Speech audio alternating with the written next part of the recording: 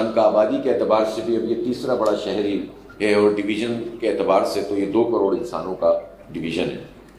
اور حیرت انگیز بات ہے کہ پاکستان میں مختلف صوبوں میں جو ہائی کورٹ کی بینچز ہوتی ہیں وہ بہت چھوٹے چھوٹے شہروں اور آبادی کے لحاظ سے چھوٹے ڈویژنوں میں بھی ہوتی ہیں، لیکن فیصل آباد جیسی جگہ جو معیشت کا بھی ہب ہے، انڈسٹری بھی بہت بڑی پیمانے پہ یہاں موجود ہے، تجارت بھی ہے، زراعت بھی ہے، ظاہر انسان ہیں تو مسئلے بھی ہیں اور بے شمار مشکلات پریشانیاں ہیں، تو اتنے بڑے شہر میں اور اتنے بڑے ڈویژن میں اگر ہائی کورٹ کی کوئی بینچ ہی نہ ہو تو یہ بہت بڑی ناانصافی ہے، بہت بڑا ظلم ہے، اور یہ تمام حکومتیں اس کی ذمہ دار ہیں کہ، اور وہ سارے منتخب لوگ جو یہاں انتخاب جیتتے رہے وہ بھی ذمہ دار ہیں جنہوں نے اس پر جو ہے وہ غفلت کا مظاہرہ کیا ہے۔ اور یہ بالکل جینون آپ کا مطالبہ ہے، اور اس مطالبے کے ہماری جماعت اسلامی بھی ساتھ ہے، میں بھی ساتھ ہوں، اور انشاءاللہ اس پر ہم جہاں ہو سکے گا آواز اٹھائیں گے انشاءاللہ۔ بار میں جب ہم جاتے ہیں تو ایک بات جو بار ایسوسیشن ہوتی ہے، وکلاء ہوتے ہیں اور جماعت اسلامی ان میں مشترک ہے، اور وہ یہ ہے کہ بارز میں بھی انتخاب ہوتے ہیں اور ریگولر بنیاد پر ہوتے ہیں، اور جماعت اسلامی میں بھی انتخاب ہوتے ہیں اور مستقل بنیاد پر ہوتے ہیں۔ باقی تو پاکستان میں کوئی جماعت ایسی نہیں ہے کہ جس کے اندر کوئی پراپر ڈیموکریسی موجود ہو۔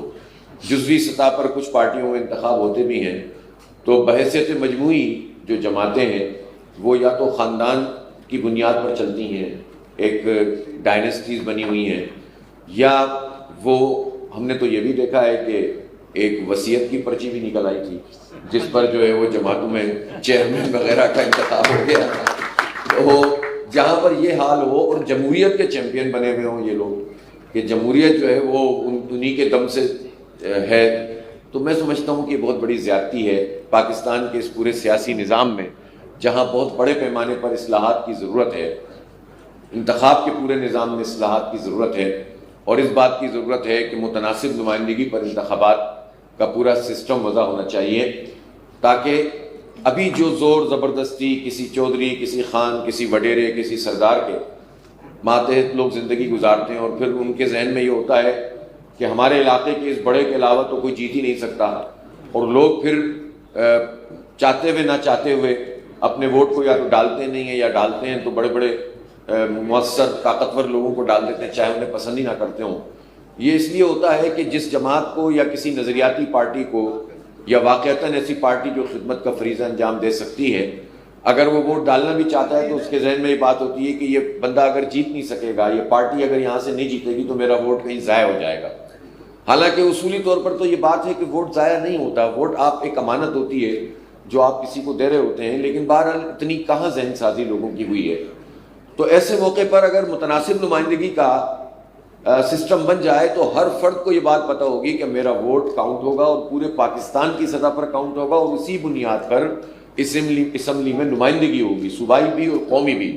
تو آپ سے آپ لوگ جو ہیں اس کے لیے تیار ہو جائیں گے کہ اس پارٹی کو ووٹ دیں جس کو وہ جینوئن سمجھتے ہیں، وہ کسی زور زبردستی یا وقتی اور اپنی مقامی حالات کے پیش نظر ووٹ نہ ڈالیں۔ تو یہ ایک ایسا مطالبہ ہے کہ جو سب کا مطالبہ ہونا چاہیے، ہر پارٹی کا ہونا چاہیے، لیکن بڑی بدقسمتی کی بات ہے کہ یہ مطالبہ بھی کوئی پارٹی نہیں کرتی۔ اور جب یہ 2013 اور 18 میں الیکشن کمیشن نے بھی پارٹیوں سے کہا کہ وہ اپنے تجاویز ہمیں دیں، تو صرف جماعت اسلامی نے متناسب نمائندگی کے لیے تجاویز دی تھیں، باقی کسی پارٹی، نہ نون لیگ، نہ پیپلز پارٹی، نہ پی ٹی آئی، نہ کوئی اور کسی نے بھی یہ تجویز نہیں دی۔ سب خوفزدہ ہوتے ہیں، لوگ پاکٹس میں کام کرتے ہیں، عملاً جو ہے وہ بہت محدود ہو کر سوچتے ہیں۔ اس لیے ہم یہ سمجھتے ہیں کہ الیکشن ریفارمز ہونی چاہیے، اور اس ریفارمز میں جو بنیادی بات ہے وہ یہ ہے کہ الیکشن کمیشن، اب یہ جو موجودہ الیکشن کمیشن ہے، خاص طور پر یہ جو ریزرو سیٹوں کا فیصلہ آیا اس کے بعد تو اب تو جان چھوڑ دینی چاہیے اس کو، اب تو چلے جانا چاہیے گھر، استعفیٰ دینا چاہیے کہ اب تو ہر لحاظ سے یہ ناکام ہو گئے، نہ یہ پراپر انتخاب کرا سکے، نہ یہ اپنے ریزلٹس کو اناؤنس کر سکے۔ جو فارم 45 ہے وہ موجود ہے، لیکن اس کے مقابلے میں فارم 47 لا کر حکومت بنا دی گئی ہے، اور بڑے پیمانے پر اس طرح سے ریگنگ کی گئی ہے، یعنی ہر دفعہ ایک نیا طریقہ، کبھی آر ٹی ایس بیٹھ جاتا ہے تو اپنی پسند کی حکومت آ جاتی ہے، اور کبھی جو ہے فارم 47 پر لوگوں کو مسلط کر دیا جاتا ہے۔ اس طرح تو ملک میں جمہوریت آگے نہیں بڑھ سکتی ہے۔ رائے عامہ کا احترام کرنا ہر ایک کی ذمہ داری ہے۔ جمہور کی رائے میں اللہ تعالیٰ نے برکت بھی ڈالی ہے، اور یہ جو ہمارے پورے ملک کے حالات ہیں، اور ان حالات میں ہمیں جو نظر آتا ہے کہ سب بند گلی میں چلے گئے ہیں۔ یعنی اگر آپ یہ دیکھیں تو عجیب و غریب بات ہے، جو حکومت میں ہیں ان کو بھی کوئی راستہ نظر نہیں آ رہا، جو اپوزیشن میں ہیں وہ بھی پریشان ہیں، راستے بند ہیں، اور جنہوں نے یہ سب حکومت اور اپوزیشن بنائی ہے وہ بھی پریشان ہیں، ان کو بھی راستہ نظر نہیں آ رہا۔ انہوں نے جس طرح سے لوگوں کو لا کر بٹھایا ہے وہ ڈیلیور نہیں کر پا رہے ہیں۔ اس لیے سب کے لیے، فوج کے لیے بھی، اپوزیشن کے لیے بھی، حکومت کے لیے بھی، سب کے لیے ایک راستہ ہے، اور وہ پاکستان کا آئین ہے۔ میں اس بار میں یہاں پر آپ سے یہ ضرور عرض کرنا چاہتا ہوں کہ آئین کی اگر واقعی بالادستی ہو، صرف ہم اپنے جملوں میں استعمال نہ کریں، محاورے میں استعمال نہ کریں، واقعی آئین کی بالادستی ہو، فوج اپنے آئین کے مطابق، پاکستان کے آئین کے مطابق کام کرے، اور سیاستدان بھی پاکستان کے آئین کے مطابق کام کریں، اور اس میں جو کمی بیشی ہے اس کو جو ہے وہ اتفاق رائے سے ٹھیک کر لیں، تو اس مسئلے سے ہم نکل سکتے ہیں۔ اس وقت تو مسئلہ یہ ہے کہ جو حکومت ہے وہ جگہ جگہ جا کر بھیک مانگتی ہے کہ ہمیں اتنے ڈالر دے دو، اتنے ڈالر دے دو، اور ایم او یو ہو جائے تو اس کو بہت بڑے کارنامے کے طور پر، ایم او یو تو آپ لوگ جانتے ہیں کہ ابھی آپ اور میں بیٹھ کر کسی چیز پر ایم او یو بنا سکتے ہیں، یہ تو ایک عام جام بات ہوتی ہے۔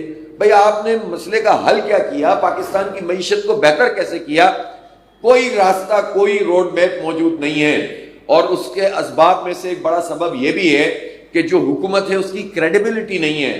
جب دنیا میں آپ جاتے ہیں اور جب آپ کہتے ہیں کہ ہم اسلامی جمہوریہ پاکستان سے آئے ہیں، تو چاہے وہ ملک بادشاہت ہی نہ چلا رہا ہو اور وہ کوئی اپنا ہی سسٹم نہ چلاتا ہو، اس کو یہ بات پتہ ہوتی ہے کہ یہ جمہوریت کا تو نام ہی لے رہے ہیں، ان کو تو لوگوں نے ووٹ ہی نہیں ڈالے، ان کی تو کوئی حیثیت ہی نہیں ہے، تو وہ پھر پہلے ہی وہ آپ نے حالات ایسے بنا دیے ہیں کہ پاکستان کی جو وقار تھا اور عزت تھی اس کو کم کیا ہے، اور اب آپ جب ایک غلط طریقے سے مسلط ہو کر جاتے ہیں تو آپ کی کوئی حیثیت نہیں ہوتی، اور آپ پاکستان کے لیے وہ کچھ حاصل نہیں کر سکتے کہ جو پاکستان کو چاہیے۔ اس لیے اس حکومت کا کیا کریں؟ اس حکومت کا ہم نہیں کہتے کہ اٹھا کر پھینک دو اور یہ کر دو، ہم تو یہ کہتے ہیں کہ supreme court of Pakistan, chief justice of Pakistan, اس پورے سینیریو میں جو کہ اس وقت پاکستان کے حالات ہیں، اس میں یہ دیکھیں کہ جو عوام کا بنیادی آئینی جمہوری اور اخلاقی حق ہے، ان کا انسانی حق ہے کہ جنہوں نے جس کو رائے دی ہے اس کے مطابق فیصلہ ہونا چاہیے، تو سپریم جوڈیشل کونسل بن جائے، وہ ہر حلقے میں فارم 45 کے مطابق جو بھی جیتا ہوا ہے، جس پارٹی کا بھی اس کو جتائے، اس کی حکومت بنے، اس حکومت کو سب تسلیم کریں، اور سب کی حدود و قیود ہونی چاہیے، نہ حکومت کو آئین کراس کرنے کی اجازت ہے اور نہ کسی ادارے کو اس بات کی اجازت ہونی چاہیے۔ اس لیے ہم یہ سمجھتے ہیں کہ پاکستان کے مسئلے کو حل کرنے کا ایک طریقہ یہ موجود ہے کہ آئین میں جس کا جو کام ہے وہ اس کام کو کرے، اسی میں عزت ہے۔ اور میں اس موقع پر یہ ضرور کہنا چاہتا ہوں کہ یہ پاکستان کے لیے اچھا نہیں ہے کہ جس کا دل چاہے وہ اٹھے اور وہ مختلف ایک دوسرے پر، دوسرا پہلے پر تنقید کرنا شروع کر دے، نفرت کی آگ پھیلانا شروع کر دے، اور یہ کام تو خود پاکستان کے افواج پاکستان کے ذمہ داران کا بھی ہے کہ وہ اس کو ریئلائز کریں کہ یہ کیوں ہو گیا ہے اس ملک میں کہ کوئی آدمی بھی فوج کے خلاف بات کرتا ہے تو وہ بات پاپولر بات ہو جاتی ہے، جہاں وہ ایک دوسرے اینگل سے یہ دیکھتے ہیں اور اس کے لیے انہیں پریس کانفرنس کرنی پڑتی ہے کہ پروپیگنڈا کیا جا رہا ہے، منفی پروپیگنڈا کیا جا رہا ہے۔ دیکھیں، کوئی منفی پروپیگنڈا اپنی جگہ نہیں بنا سکتا۔ اگر آپ بالکل ٹھیک طریقے سے چیزوں کو لے کر چل رہے ہوں تو حق سامنے آتا ہے اور باطل دب جاتا ہے، جھوٹی باتیں جھوٹی ہو جاتی ہیں۔ لیکن جہاں پر اسموک ہوتا ہے وہیں پر پتہ چلتا ہے کہ کہیں آگ موجود ہے تو یہ دھواں نظر آ رہا ہے۔ تو خود تمام لوگوں کو یہ بات دیکھنے کی ضرورت ہے کہ وہ حالات کیوں پیدا ہو گئے ہیں کہ پاکستان جیسا ملک کہ جو ہمیشہ افواج پاکستان کو ہمیشہ سے عزت دیتا رہا ہے، اس کے عوام اور تکریم کرتے رہے ہیں، یہاں پر بدقسمتی سے اگر یہ بات ہو کہ کوئی فوج کے خلاف بات کرے اور وہ بات پاپولر ہو جائے تو یہ مقام سب سے پہلے افواج پاکستان اور اس کے ذمہ داران کا ہے کہ وہ اپنا تمام تر پالیسیز کو ریوزٹ کریں اور آئین اور قانون کی بالادستی کو سب سے پہلے خود ایکسپیرینس کریں، اور پھر اس کے ساتھ ساتھ سیاستدانوں کا بھی یہ کام ہے۔ میں یہ ضرور کہنا چاہتا ہوں کہ جہاں تنقید کرنی ہوگی وہاں تنقید کرنی چاہیے. اگر فوج اور کوئی ادارہ اپنی آئینی حدود کو پامال کرتا ہے تو یہ جرت ہم میں ہونی چاہیے کہ ہم اس پر گفتگو کریں، لیکن ہم ملک دشمنوں کے ہاتھوں میں نہ کھیلیں، ہم قوم پرست نہ بنیں. ہم جو ہے وہ کوئی پنجابی، کوئی پختون، کوئی مہاجر، کوئی بلوچ، کوئی سندھی بن کر اپنے آپ کو محدود نہ کریں. انسان کی بات کریں، ہمارے دین کی بات کریں. اس دین میں ہر قوم کو، ہر شخص کو حق دیا ہوا ہے، مائنورٹیز کو بھی حقوق دیے ہوئے ہیں، اور اس پہ اگر عمل درآمد ہوتا تو آج یہ حالات نہیں ہوتے. تو ہمیں اللہ تعالیٰ نے یہ ملک عطا کیا ہے جس کی بنیاد کلمے پر ہے. اسی بنیاد پر لوگوں نے قربانیاں دی تھیں. اتنا بڑا اللہ تعالیٰ نے مقام ہمیں دیا، عزت ہمیں دی. اگر یہ عدل کا نظام پریکٹس ہو رہا ہوتا تو نہ کسی کو پختون قوم پرستی کی ضرورت تھی، نہ بلوچ قوم پرستی کی ضرورت تھی. جب عدل کا نظام نہیں ہوتا اور طاقتور لوگ اپنے سرمایہ کی طاقت سے، اپنی بندوق کی طاقت سے، اپنی جاگیر کی طاقت سے، اپنے سرمایہ کی طاقت سے وہ انسانوں کو غلام بنا لیتے ہیں تو پھر اس کے نتیجے میں یہ انریسٹ پیدا ہوتا ہے. تو اس انریسٹ سے بچنے کا طریقہ یہ نہیں ہے کہ ہر کوئی اپنے حصے میں اپنی قوم، اپنی ذات، اپنی برادری کی بات کرے. اپنی قوم کی بات کرنا برا نہیں ہے، اپنی قوم سے محبت کرنا برا نہیں ہے، اپنے قبیلے پر فخر کرنا برا نہیں ہے، اپنی ذات برادری کی بات کرنا، اس کی خدمت کرنا برا نہیں ہے. نہ اسلام اس کو برا کہتا ہے، بلکہ وہ تو یہ ہدایت دیتا ہے کہ قریب ترین لوگوں کی پہلے خدمت کی جائے. لیکن اس کی بنیاد پر دوسری قوم سے نفرت کرنا برا ہے. دوسری قوم کو ناجائز طریقے سے جو ہے وہ اس کو سب و شتم کرنا برا ہے. اسے تعصب کہتے ہیں. حق پہ اگر آپ کی قوم کا فرد ہے تو آپ اس کے ساتھ کھڑے ہوں گے، اور حق پہ اگر کسی دوسری قوم کا فرد ہے تو آپ اس کے ساتھ کھڑے ہوں. یہ ہمارا دین ہم سے کہتا ہے اور یہ انسانیت کا یہ پیغام ہے. لیکن صرف اس بنیاد پر اپنے قوم کے ساتھ کھڑے ہوں کہ چاہے وہ جھوٹ بولے یا سچ، میں اپنی قوم کا ساتھ دوں گا، اسے قوم پرستی اور تعصب کہتے ہیں، جس کی اسلام میں بھی دین میں کوئی گنجائش موجود نہیں ہے. اس لیے میں ضرور کہنا چاہتا ہوں پاکستان کے عوام کو ایک اتحاد کی ضرورت ہے، پاکستان کے لوگوں کو ایک اتفاق کی ضرورت ہے. پاکستان کے پختونوں اور پنجابیوں اور بلوچوں اور سندھیوں اور مہاجروں اور کشمیریوں اور ہزارے والوں اور جتنی برادریاں موجود ہیں ان سب کو ایک یونٹی کی ضرورت ہے. اور وہ یونٹی ہمارا دین ہمیں پرووائڈ کرتا ہے، اور اس کے ساتھ ساتھ یہ ملک اور اس کا وجود ہمیں پرووائڈ کرتا ہے. ہم اس کی بنیاد پر اکٹھے ہوں اور کسی قوم کی اور کسی ادارے کی کوئی دشمنی ہمیں حق سے نہ ادھر ادھر کر دے. وَلَا يَجْرِمَنَّكُمْ شَنَآنُ قَوْمٍ عَلَىٰ أَلَّا تَعْدِلُوا. کسی قوم کی دشمنی تمہیں عدل سے نہ ہٹائے. عدل پہ کھڑے ہوں، حق بات کریں اور ڈٹ کر کریں. یہ آپ نے جو بار بار مجھے مثال دی کہ میں نے اپنی سیٹ چھوڑ دی، میں نے کیا چھوڑ دی؟ میری پارٹی ہے، میری تربیت میری جماعت نے کی ہے. من ہما خاکم کے ہستم، میری کیا ہستی ہے؟ مجھے تو ان سب لوگوں نے جن کی تربیت سے ہم گزرے، بیٹھے ہوئے محبوب بھائیاں ہیں کہیں یہاں بیٹھے ہوئے ہیں. یہ ہم جب کارکن بنے تو ہم نے ان کو دیکھا، یہ معتمد عام تھے، ہم ان کی تحریریں پڑھتے تھے. اسی طرح کے سارے لوگ تھے جو ہماری تربیت کرتے تھے. اور ان لوگوں کو سے رہ کر، اس سسٹم میں رہ کر ہم نے جو ہے وہ الحمدللہ کچھ سیکھا، کچھ سمجھا. اور یہ بات ہماری سمجھ میں آئی کہ ناجائز بنیاد پر اگر کوئی چیز حاصل بھی کر لو گے تو دنیا میں تو تم سرخرو ہو سکتے ہو، اللہ کے حضور سرخرو نہیں ہو سکتے. اپنے ضمیر کے قیدی ہو جاؤ گے. اور جب یہ صورتحال ہمارے سامنے آئی تو میں نے اپنی ٹیم سے مشورہ کیا کراچی میں، اور الحمدللہ میری ٹیم کے سب لوگوں نے کہا کہ فارم 45 پورے کے پورے منگوائیں. اگر اس کے مطابق آپ جیت رہے ہوں تو ٹھیک ہے، اگر 2 ووٹ بھی کم ہوں گے تو آپ سیٹ نہ لیں. تو مجھے فخر ہے جماعت اسلامی کی پوری ٹیم پر.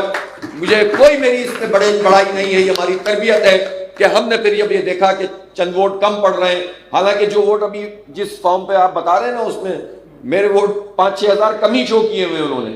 ہاں یہ بھی بتا دوں میں آپ کو. لیکن ظاہر ہے کہ مجھ سے زیادہ ووٹ اگر دوسری پارٹی کے تھے تو میں نے اس بات کا فیصلہ کیا، میری ٹیم نے میرا ساتھ دیا، ہم نے ڈٹ کر اعلان کیا اور اللہ تعالیٰ نے اس میں زیادہ عزت دے دی. یعنی اس لیے ہم نے نہیں کیا تھا کہ ہم دنیا میں مشہور ہو جائیں گے، یہ تو ہم نے اصول اور حق کی بنیاد پہ کیا تھا. لیکن حق میں یہ طاقت ہوتی ہے، سچ میں یہ طاقت ہوتی ہے کہ وہ اپنے آپ کو منواتا ہے. وہ 1000 سیٹوں پہ بھاری وہ فیصلہ ہے الحمدللہ، اور اس کی بنیاد پر آج میں آپ کے سامنے یہاں کھڑا ہوں اور آپ لوگوں سے یہ کہہ رہا ہوں کہ آپ بھی سچ پر کھڑے ہو جائیے، آپ بھی حق پر کھڑے ہو جائیے. آپ بھی، اللہ کا حکم ہے کہ یا ایھا الذین آمنوا اتقوا اللہ وکونوا مع الصادقین. اے لوگوں جو ایمان لائے ہو، اللہ سے ڈرو اور سچے لوگوں کے ساتھ کھڑے ہو جاؤ. تو کوئی دعویٰ نہیں کر سکتا کہ میں سچا اور آپ جھوٹے. ہم سب مل کر سچ کے لیے کھڑے ہوں گے تو ہم سب سچے ہو جائیں گے. تو اللہ تعالیٰ ہمارا انجام بھی اچھا کرے گا اور ہماری دنیا بھی اچھی کر دے گا. لیکن اس میں مشکل ضرور ہوتی ہے, وقت ضرور لگتا ہے. اب میں آپ سے یہ ضرور عرض کرنا چاہتا ہوں کہ اس وقت پاکستان کے جو معاشی حالات ہیں, آپ نے آئی پی پیز کا تذکرہ کیا ہے. یہ آئی پی پیز آج میں نے تفصیل سے راستے میں ایک مرتبہ پھر ان کی پوری فہرست دیکھی ہے اور مجھے پتا چلا کہ گنتی کے چند ادارے اور لوگ اور خاندان ہیں کہ جن کی یہ آئی پی پیز موجود ہیں. یہاں پر بھی میں حق اور انصاف کی بات کرنا چاہوں گا.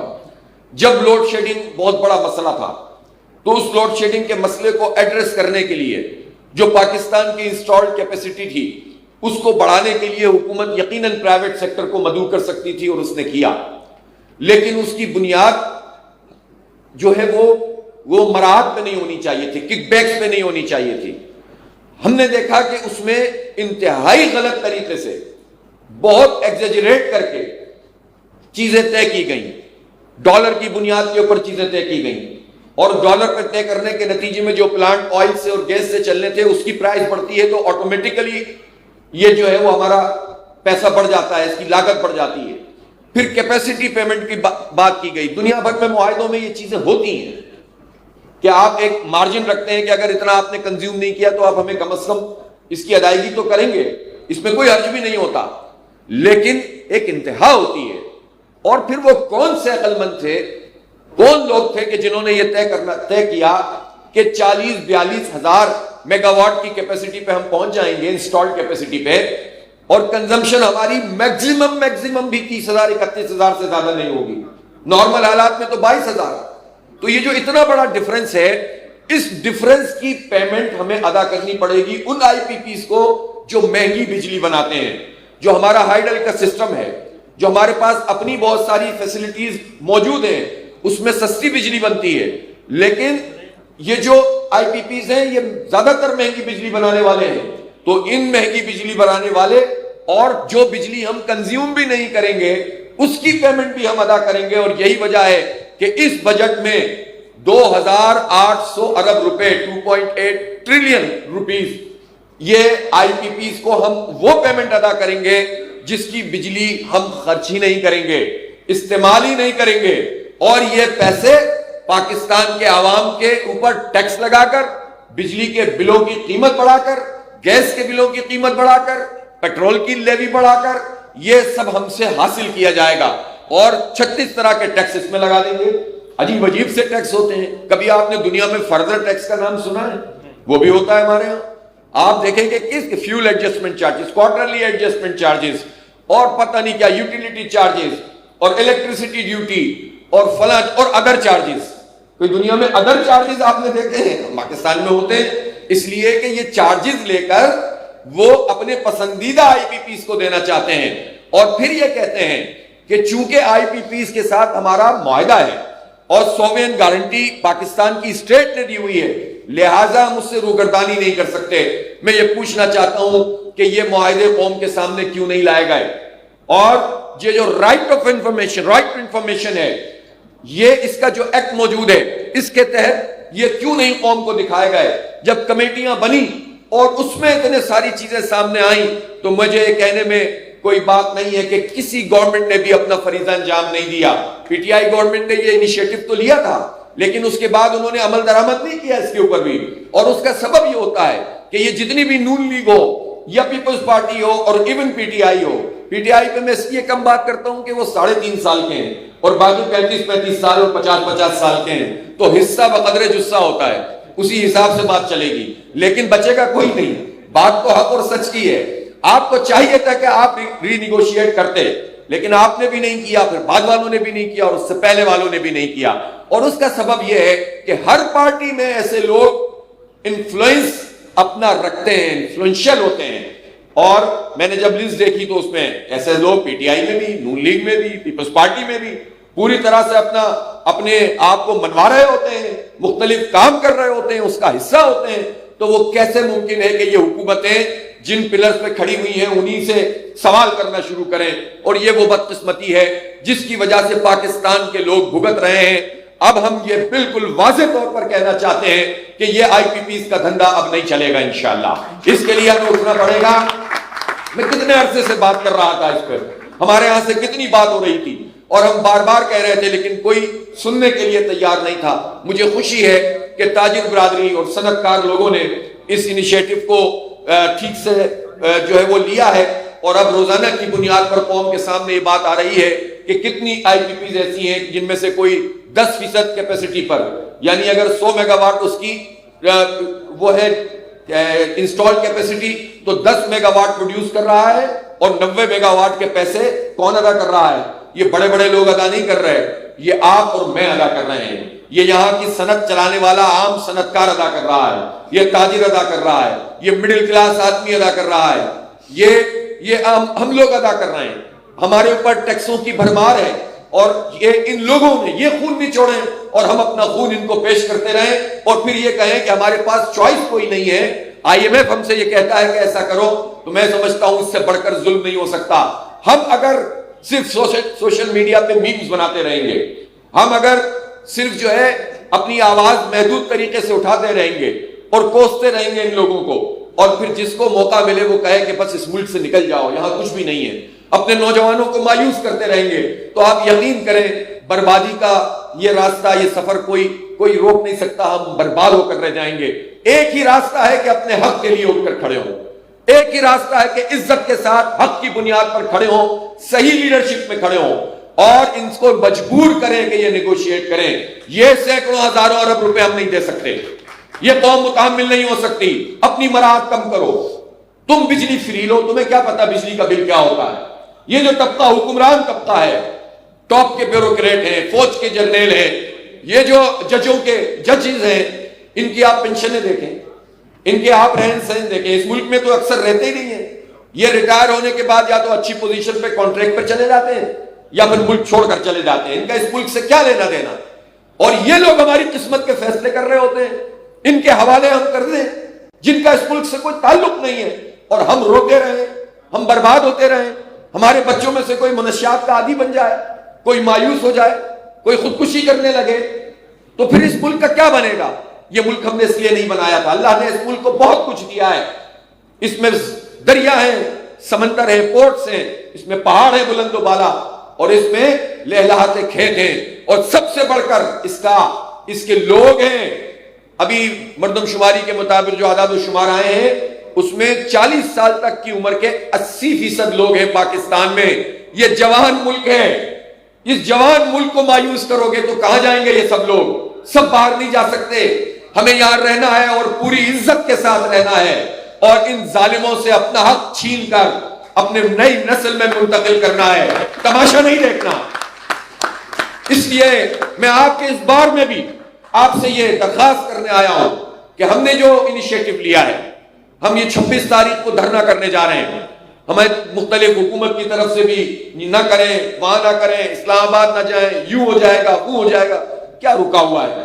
سب کچھ تو ہو رہا ہے. کچھ تو آپ کون سی چیزیں کنٹرول کرنے میں کامیاب ہو رہے ہیں, لیکن ہم ایک آئینی جمہوری سیاسی حق استعمال کر رہے ہیں.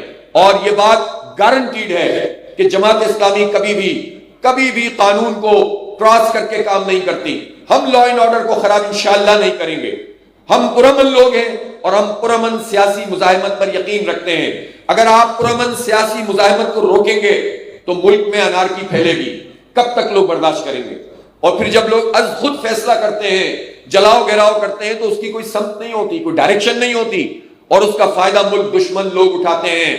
اور یہی طاقتور طبقہ جو ہم پر مسلط ہے, جو ہر پارٹی میں بھی ہے, ہر ادارے میں بھی ہے, وہی طبقہ اس انارکی کا فائدہ بھی اٹھائے گا. اس لیے ہم کبھی بھی اس راستے پہ نہیں جائیں گے. ہم پرامن سیاسی مزاحمت کے راستے پر جائیں گے اور اپنے نوجوانوں کو امید کا پیغام دیں گے.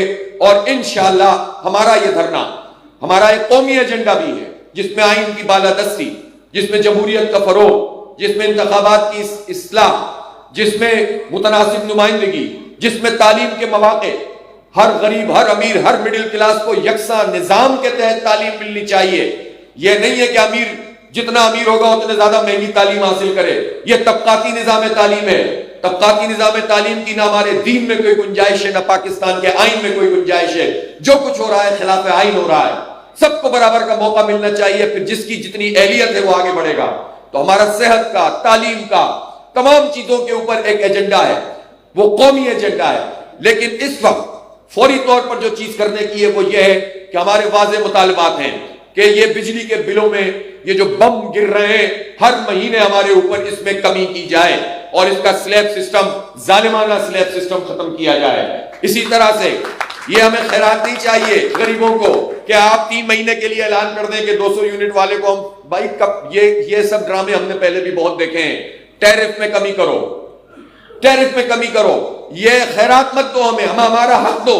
ہم خیرات پہ نہیں چلیں گے، حق پہ چلیں گے۔ ہمارا حق ہے کہ ہمیں سستی بجلی ملنی چاہیے، اور اسی طرح سے انڈسٹریل ٹیرف بھی اور کمرشل ٹیرف بھی کم ہونا چاہیے۔ انڈسٹری تباہ ہو رہی ہے، آپ دیکھیں فیصل آباد کی کتنی انڈسٹری جو ہے وہ بیٹھ چکی ہے۔ بنیادی یوٹیلیٹیز کا مسئلہ ہے، یعنی جہاں دریا بہتے ہوں، جہاں سمندر موجود ہوں، اور اس کی باوجود جو ہے وہ انڈسٹری کو پانی نہ ملتا ہو، بجلی پراپر صحیح ریٹ پہ نہ ملتی ہو، گیس کی فراہمی نہ ہوتی ہو، LNG کے ٹھیکے لیتے ہیں، غلط وقت پر فیصلے کرتے ہیں، غلط وقت پر کنٹینرز آتے ہیں، مہنگی RLNG خریدنی پڑتی ہے ورنہ پینلٹی لگے گی، وہ کہیں اور آپشن ہو جائے گا، اس کا پیسے ہمیں دینے پڑیں گے۔ یہ نالائق فیصلے کرتے ہیں، بھگتتے ہمیں، یہ ظالم کک بیکس لیتے ہیں اور بھگتے پورے پاکستان کی قوم۔ 2 مہینے میں 105 ارب روپے یہ RLNG کی امپورٹ میں پاکستان کی قوم کو نقصان ہوا ہے۔ سستی گیس جو نکل رہی ہے اس کو روکا ہے منسٹری نے باقاعدہ کہ اپنی پروڈکشن کم کرو، اور 4 گنا مہنگی RLNG لینے پر مجبور کیا ہے۔ نالائکیاں ان کی، اور ٹیکسوں میں ہم بھگتے، تم آٹے پہ ٹیکس لگاؤ، چاول پہ ٹیکس لگاؤ، دال پہ ٹیکس لگاؤ، پھر کہتے ہو مہنگائی کم ہو رہی ہے۔ یہ کس کو بے وقوف بناتے ہو؟ آج کے دور میں تم لوگوں کو اس طرح بے وقوف نہیں بنا سکتے۔ لہذا بجلی کی قیمت میں کمی کی جائے، ظالمانہ ٹیکس اس میں سے ختم کیے جائیں، اور یہ اشیاء خرد و نوش، اس پہ جو ٹیکسز لگے ہوئے یہ ختم ہونے چاہیے۔ پھر ایکسپورٹ کا جو ٹیکس لگایا ہوا ہے جس کے نتیجے میں پہلے ہی ہمیں پرابلم ہے، وہ اس کو ختم ہونا چاہیے۔ اسی طرح سے ہم یہ دیکھتے ہیں کہ تنخواہ دار طبقہ ہے، اور تنخواہ دار طبقہ صرف سرکاری نہیں ہوتا، پرائیویٹ سیکٹر میں لوگ کام کر رہے ہیں، انڈسٹری میں لوگ کام کر رہے ہیں، جن کی تنخواہ کے اوپر انکم ٹیکس کٹتا ہے۔ ہم بار بار یہ بات سمجھا رہے ہیں، اعداد و شمار کی روشنی میں 375 ارب روپے تنخواہ دار طبقے نے انکم ٹیکس کی مد میں ادا کیا ہے۔ میں 10 ایکڑ والے کسان اور 25 ایکڑ تک کے کاشتکار کی بات نہیں کر رہا، جن 4% لوگوں کے پاس پاکستان کی 40% کلٹیویٹڈ لینڈ ہے، ان کو، اور پھر وہ جو 1.5%، 1.25% لوگ ہیں جن کے پاس 28% کلٹیویٹڈ لینڈ ہے، 100 ایکڑ سے زیادہ، 200 ایکڑ سے زیادہ، 1000 ایکڑ سے زیادہ، ان سب نے مل کر 5 ارب روپے ادا کیے ہیں، اور تنخواہ دار نے 375 ارب روپے ادا کیے ہیں۔ تو جاگیرداروں پہ ٹیکس کیوں نہیں لگتا؟ بڑے زمینداروں کے اوپر ٹیکس کیوں نہیں لگتا؟ چھوٹے کسان کو تو پہلے آپ نے مار دیا، اس کی تو گندم پہلے کہا خریدیں گے، پھر کہا کہ نہیں خریدیں گے، سبسڈی دیں گے، پھر کہا کہ قرضہ دیں گے، اور ابھی تک کوئی سلسلہ نظر نہیں آ رہا۔ اور صورتحال یہ ہے کہ جب گندم ایکسس موجود تھی تو اس وقت $1 بلین کا پاکستان کو نقصان پہنچایا گیا۔ کمیٹیاں بنتی ہیں، ختم ہو جاتی ہیں، ہمارا یہ دھرنا مطالبہ کرے گا کہ اس کمیٹی کی رپورٹ قوم کے سامنے لاؤ۔ تو ہم یہ کہتے ہیں کہ فوری طور پر ہم پاکستان کے عوام کے ریلیف کے لیے یہ دھرنا کر رہے ہیں۔ میں آپ کو شرکت کی دعوت دینے آیا ہوں۔ ہم نے سیاسی طور پر بھی ایک فیصلہ کیا، لوگ کہتے ہیں اس سے اتحاد کر لو، اس سے اتحاد کر لو۔ ہم نے بہت اتحادوں کی سیاست کی ہے، اور اچھا بھی ہوا ہوگا اور برا بھی ہوا ہوگا۔ اب ہم نے فیصلہ کیا ہے کہ اب ہم اتحاد کریں گے تو پاکستان کے اصل اسٹیک ہولڈر سے اتحاد کریں گے، ہم بار سے اتحاد کریں گے انشاءاللہ تعالی، وکلا سے اتحاد کریں گے، علماء سے اتحاد کریں گے، طلباء سے اتحاد کریں گے، ہم مزدوروں اور کسانوں سے اتحاد کریں گے، ہم اپنی ماں بہنوں کے ساتھ مل کر ان کے حق کے لیے آواز اٹھائیں گے، اور یہ اتحاد ایک طاقتور اتحاد بن کر پاکستان میں ابھرے گا انشاءاللہ تعالی، اور ابھر رہا ہے۔ اس کا آغاز اس 26 جولائی کے دھرنے سے ہے۔ میں آپ سب لوگوں کو شرکت کی دعوت دیتا ہوں کہ آپ سب وہاں شریک ہوں، ہم وہاں بیٹھیں گے اور انشاءاللہ ریلیف لے کر اٹھیں گے۔ کوئی ہیکی پیکی نہیں چلے گی، کوئی صرف لولی پاپ دے کر ہمیں اٹھایا نہیں جا سکتا۔ تو اس لیے میں حکومت کے لوگوں سے واضح طور پر کہنا چاہتا ہوں کہ ابھی ہمارا یہ جب ہمیں کرنا ہوگا تو بتا کر آئیں گے، جب حکومت گرانے کے لیے آئیں گے تو بتا کر آئیں گے. ابھی ہمارا یہ پروگرام فی الحال نہیں ہے. ابھی تو ہمارا پروگرام یہ ہے کہ ہمیں بجلی کی قیمتوں میں کمی کرو، پیٹرول کی لیوی کو ختم کرو، تنخواہ دار کا ٹیکس اور اس کا سلیب سسٹم ختم کرو، اور اشیاء خرد و نوش کے اوپر جو ٹیکس لگایا وہ ختم کرو. پہلے مرحلے میں ہمارا دھرنا ان چند باتوں کے اوپر فوکس ہوگا، اور پھر اس کے ساتھ ساتھ جو ہمارا پورا قومی ایجنڈا ہے، اس دھرنے کی کامیابی اللہ نے چاہا انشاءاللہ ہوگی اور یہ قوم کی کامیابی ہوگی. تو اس کے بعد پھر ہم ایک بہت بڑی ماس موبلائزیشن کیمپین شروع کریں گے، اور اس میں ہم اس ایجنڈے کے ساتھ اپنی ممبرشپ بھی کریں گے، اور گراس روٹ لیول پر دیہاتوں میں، تحصیلوں میں، شہروں میں، گلیوں میں، محلوں میں سب جگہ عوامی کمیٹیاں بنائیں گے. ہر فرد جماعت اسلامی میں شامل ہو سکتا ہے. سارے دروازے ہمارے کھلے ہوئے ہیں. آئیں ہمارے ساتھ مل کر مختلف شعبوں میں کام کریں، خدمت کریں لوگوں کی. اس لیے آئیے آپ مل کر چلیں، ہمارا حصہ بنیں، اور انشاءاللہ ان سارے مسائل کو ہم حل کریں گے.